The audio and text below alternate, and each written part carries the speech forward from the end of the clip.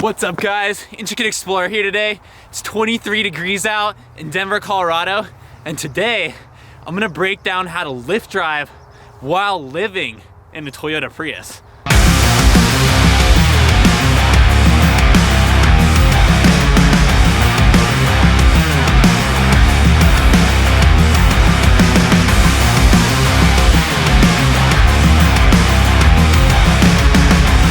All right, before we get started, let's talk about the benefits of this. Why would you want to live in the car that you're Lyft driving people around in? And it's actually super simple. For one, you have a ton of freedom. So you could basically drive anywhere in the United States, Lyft people, live in your car, and be a nomad with no skills other than knowing how to drive. Secondly, you can make a decent living wage doing this. And since there's so much time that you can create your own schedule, it gives you an opportunity to work on your own hobbies or startup business. So in order to make this video super easy to follow, I'm gonna break it down into 5 easy sections that are all timestamped below.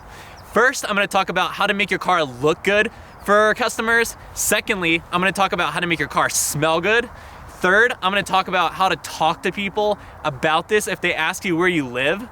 Fourth, I'm gonna talk about where in the United States exactly you can Lyft drive and what the rules and regulations are.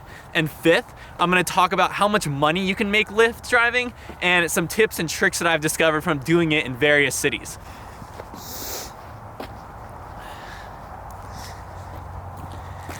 All right, guys. First, let's talk about space management. So basically, I'm gonna show you the different options of where you have to store a place without people realizing that you're gonna be living in it. So first off, open the front door, and you got the center console here.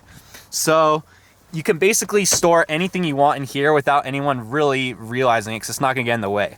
So I like to store all of my camera charging equipment in there, and I actually connect it down to a Jackery battery, which I keep down here, which is where I charge all my stuff. And the Jackery battery actually connects to the cigarette lighter and charges by that. So when the car's not on, I can still work with my laptop and whatnot. And I also have a solar panel that I can hook up and lay on the front dashboard just in case I need a little bit of extra power. So first option, you have the center console. Second option, you have the glove box and the portion above it. So in the glove box, I generally keep my tools, documents, some extra napkins. Up here, I keep gum, a pocket knife for safety, Kindle, business cards, and some hand sanitizer. One tip that I have is if your Prius does have this center console thing right there, I like to keep that empty because it gives an impression that you just have a ton of extra space that you're not even filling right now because your car is so clean and minimalist. Moving to the back door, I keep under these 2 seats, you have basically storage options. So under here, I like to keep my pillow, which is inside of a sack, and it's a compression pillow. You can get them at REI. I'll drop the link below. Secondly, I keep my photographer's quilt, which if you check out my other video on how to stealth camp, it just hooks up right here so that at night when you're sleeping, people can't see inside. On this side, I keep my sleeping bag basically inside of a compression sack. So as you can see, keep the sleeping bag just tucked under there. Go into the back trunk. You have your bed, which is rolled up. So your next storage options are, you're gonna have the storage trunk under here, which is generally where I keep clothes and food. And then under here, there's actually a place where you can keep some more food. I'm actually on a Soylent kick right now, so I'm drinking a ton of Soylent. That's basically all the storage options you have. And the bottom part, I actually took out the spare tire. And I've been getting a lot of questions about what to do if you get a flat. And my answer is just call a tow truck. I've been driving for over 9 years now and I've never had a flat. I know it's gonna happen one day, probably soon because I'm mentioning it right now that it never happens to me. 3 days later. I am on the side of the highway, 15 minutes into the Rocky Mountains, and guess what? Got a fucking flat tire. I knew it. I fucking called it too. I'm like, this is gonna fucking happen because I'm saying in the video that it never happens to me. So I thought this would be a great opportunity to tell you about what I'm actually doing to remedy the situation in case this does happen to you. Basically, I have Progressive Auto Insurance, roadside assistance. Since I don't have a spare, they are giving me a tow truck, and they are covering it within 15 miles of the destination of basically the new tire place where they're gonna drop it off. The only thing is, it is a weekend right now. It's Saturday, 6 p.m. and tire places don't open until Monday at like 8 a.m. So basically I'm just gonna have to hang around Golden. I could just sleep in my car in the parking lot. So it works out pretty well. So, you know, shit happens. It's a game of luck. It's a gambling game. So let's get back to the actual video now. All right, I forgot to mention that I also keep a backpack here full of all of my camera and electronic equipment. There's room for everything else in the car, but if you have like camera gear, painting equipment, maybe you're into sports and you have a bunch of sports gear in there, you basically can fit one backpack in the back without any questions asked. That leads me to my next segment, which is luggage. So how does luggage work if you have all this shit back here? And basically your space for luggage is this. You can fit one big bag there. You can generally fit one right up there. And then I like to use the front seat to also store it. Out of the over 1,000 rides I've done, I've only had to cancel one ride because I didn't have any room for luggage.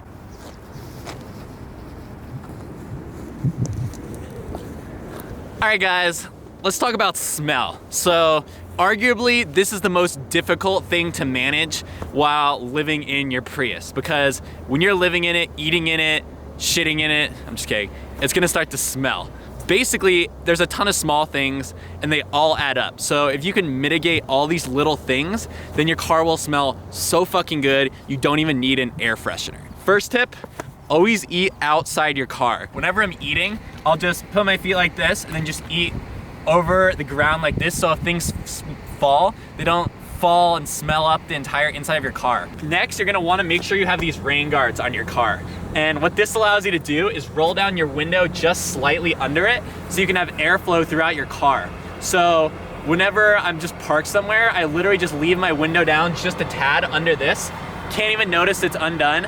And it allows airflow to go through the entire car and just be constantly airing it out throughout the day. Next, I also just completely air out the car when someone gets out of the car. A lot of people are gonna smell like perfume, food, BO, whatever. Whenever someone leaves the car, I just dump all the windows down all the way, drive for like 30 seconds at full speed, airs out the car completely, roll up the window, you got a fresh new car for new people. The next thing you're gonna wanna keep in mind is hygiene. Shower on a daily basis to keep yourself clean, because you're just gonna emit odor if you're living in it, and it's gonna start to smell up the car and absorb in the seats and just become a whole mess. So I keep all of my dirty laundry inside of this backpack. I keep a wool ball right here that I drip essential oils on, and it keeps all my clothes in the back smelling fresh. So all my other clothes that are below that and clean, they're just absorbing this awesome orange essential oil smell, and it smells amazing. You could use basically any essential oil you want. I just prefer the smell orange because it doesn't get too like headachy or nauseating after a while. It just always smells good. Another thing is use a microfiber towel when you are at the gym and you're taking a shower. These things dry ridiculously fast and they don't smell at all. For a while I had one of those like thicker luxury towels just because they feel so good when you get out of the shower. Fuck that. They start to smell, they get rancid, they never fucking dry. These things are a godsend. I have one for myself, and then I also keep one as a utility, and basically this is just like if something spills or if I have wet shoes, I could wrap them up in this. Basically just like my dirty rag, basically. I'll link these below in the Amazon link if you want to check them out. So do your laundry on a weekly basis. Also wash your sheets and occasionally your sleeping bag. They all add up and start to smell after a while. Just trust me, weekly basis is the best way to do it. You really want to keep the car clean. So once a week, I'll basically go vacuum out the entire car. And then I also have these mats. So basically these mats right down here. And then I have one that works in the front and the passenger side right down there. But they collect so much dust and food that people are gonna be eating in your car. So just trust me when I say they make such a big difference. When you clean out the car, you literally just dump that thing out and vacuum a tiny bit of shit. So we need to talk about a small disclaimer real fast. People are gonna throw up in your car. And this is something, and I didn't realize the ramifications of this until it happened. My best advice would be to try not to pick up people who look like they're about to throw up, or stick to more morning schedules when you're Lyft driving, because there's nothing worse than having the smell of throw up all night in your car until you can get it deep clean the next day. Granted, you do get 200 bucks out of it, so it's not that bad of a deal, but it is a shitty night's sleep when the whole car smells like barf until you can get it cleaned. So just one thing to keep in mind. One thing I wouldn't recommend doing is using the air fresheners for your car. The little Febreze ones, or even using like essential oils in a diffuser in your car. Besides the little thing that I have in the back, the wool ball, the smell just starts to get overwhelming. Febreze actually has a ton of stuff in it where it's actually neurotoxic. So if you're spending 6 hours a day lifting people in your car and then sleeping in your car, it's just not good for you. I've actually woken up with headaches because I was doing that for a while, and I'm just like, I probably shouldn't be doing this once I started reading about it online. I promise if you just keep all these little things in check that I've showed you, your car won't smell at all. I honestly ask my Lyft passengers all the time if my car smells, just because I want to know, and I get compliments all the time about how it smells amazing and looks clean, and it doesn't even look like I'm fucking living in it. It's insane.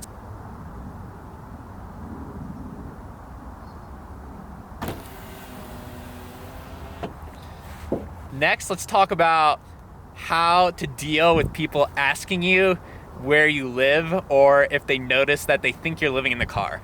And the answer to this is actually way simpler than you think. I honestly just tell people that I'm living in the car. And it's one of those things where if you're confident enough about it and you sound excited about it, like you talk about, yeah, I get to go to all these different cities, I do photography, I get to meet all these people, I get to travel, I get to be wherever I want, then people are gonna be all about it. But if you're not very confident in it and you're a little insecure about the entire situation, then people are gonna notice that, and then they're gonna come off on it when they're tipping you. So I honestly find people absolutely love to hear about it. They like to hear about where you've been. They like to hear about stories you have. I always drop them a business card. They can check out my photography on Instagram, YouTube, whatever. It's a great way to promote yourself. So honestly, just tell the truth. Don't make up a lie. Like, why would you do that?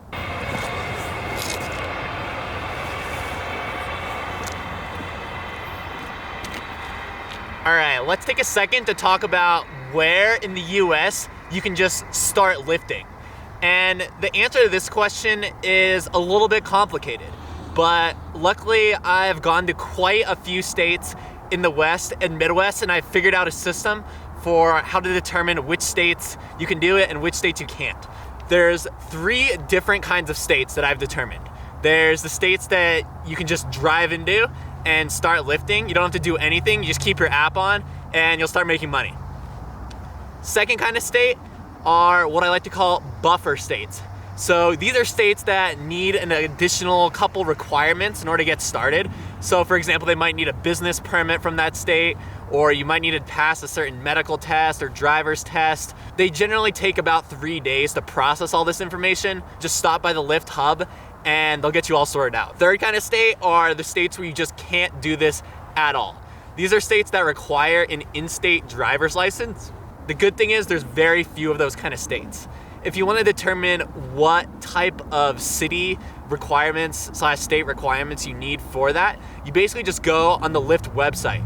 And when you click on a certain city, as long as it says out-of-state licenses accepted, you're basically good to go. Drive into that state, turn on the app, and see what happens. If it still says you don't meet the requirements, then stop by the Lyft hub and then do the extra little paperwork things that they ask you to do. If it says it needs an in-state license, don't even bother to try to go to it. I've tried in a few states, they won't let you do it. Luckily for you guys, I made a map that determines, as of October 2019, these are all the states that you can lift in. So the green states are you just drive in and start, yellow states are buffer states, and red are states you can't do it at all. So take a screenshot of this, do whatever you want with it, share it, print it, frame it, I don't really care. Use it to know before you make a decision about doing this if you want to do it. All right, so how much money can you really make doing this? And the good thing is you're living in a Prius, so the overhead really isn't that much money. So at the end of the day, you're making about $20 to $25 an hour by doing Lyft in a Prius. And this is assuming you're working in big enough cities that you can have consistent rides throughout the entire shift. There's a lot of different variables at play about how you make money, so it's really hard to just say a set number. But if you're working a Thursday, Friday, Saturday night in basically any capital city of the US, you're gonna make this amount of money, if not more. Other times of the day are really variable depending on the city. So bigger cities like Denver or Portland, for example, you can do the morning shifts during the week from like 5 a.m. to noon, make a decent amount of money, and then start working again at 3 until midnight or 2 a.m. if it's a weekend, and make a ton of money still. If you're in smaller cities like Boise, you can still do the Thursday, Friday, Saturday night, make decent money, but if you're working during the day in that city, basically any day of the week, you're not gonna make much money at all. You're gonna be making like average 10 to 15 an hour. So it's really favorable to go to the bigger cities and experiment. It's gonna take about a day of adjusting to figure out how the culture in that city works.